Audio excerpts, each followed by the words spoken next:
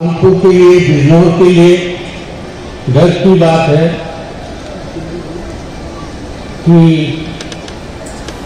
श्री हजूर doctor Laxmiraj जी हमारे बीच में हैं, साथ ही जी एस आर जी जी हमारे बीच में हैं, सिंह जी बीच में हैं, मनोगौड़ जी बीच में हैं,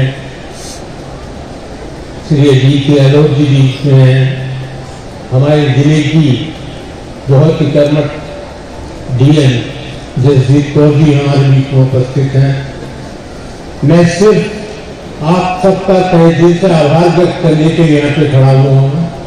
बहुत कुछ ज़्यादा मैं नहीं कहना चाहूँगा, मुझसे पहले काफ़ी लोग कह चुके।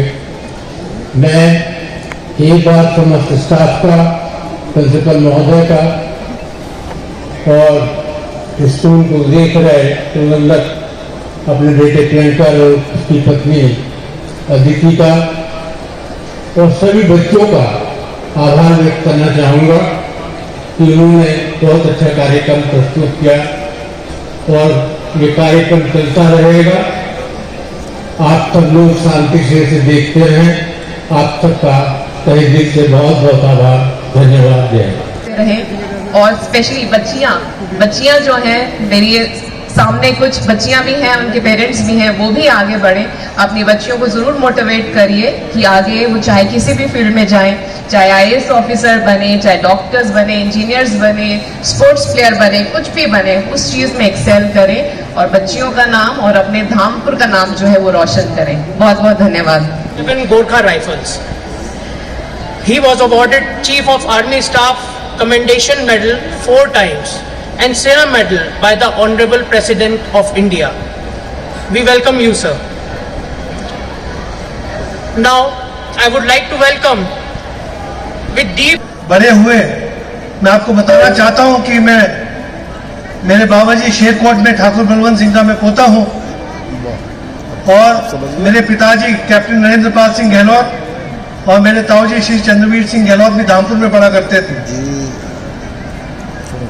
जैसे कि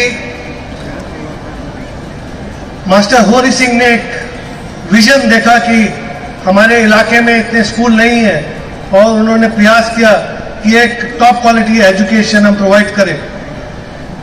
और आई थिंक वो विजन पूरा करने में आज मेरे को बिल्कुल शक नहीं हो रहा जब मैं बच्चों का यहाँ प्रोग्राम देखा और आपका क्वालिटी इंफ्रास्ट्रक्चर देखा यहाँ पे, तो मुझे कोई शक नहीं है कि आई थिंक धामपुर को एक बहुत अच्छा स्कूल राणा जी के नेतृत्व में ये स्कूल मिला है।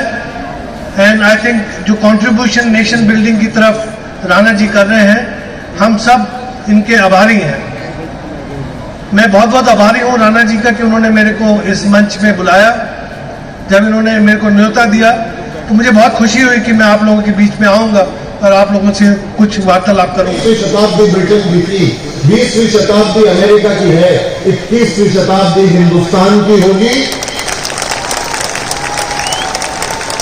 और उसका रास्ता और कहीं से ही नहीं, इन संस्थाओं से, शिक्षा के मंदिरों से जो है वो होकर गुजरता है। हम ये जानते हैं कि इस पूरी कायनात के ऊपर, इस ब्रह्मांड में, इस पृथ्वी के अंदर भारत देश वो देश है जो आज की तारीख में सबसे कम उम्र के देश के तौर के ऊपर उभरते हुए आ रहा है। आज युवा सबसे ज्यादा अगर किसी देश में अगर पाए जाते हैं तो हमारे देश के अंदर पाए जाते हैं। अगर जरूरत है हमारे को किसी चीज की तो दिशा और दशा की हमारे को जरूरत है, जो आज हमारे को हमारी शिक्षा से कहीं ना कहीं मिलती है। वो इन्हीं गलियारों से, इन्हीं मंदिरों से जो है वो होकर गुजरती है। अन्य और कोई दूसरा क्षेत्र हो, वो कोई गलती करे तो शायद उसका समाज के ऊपर इतना बड़ा प्रभाव नहीं पड़ेगा। अन्य कोई और दूसरा व्यक्ति कोई गलती करे तो इतना कोई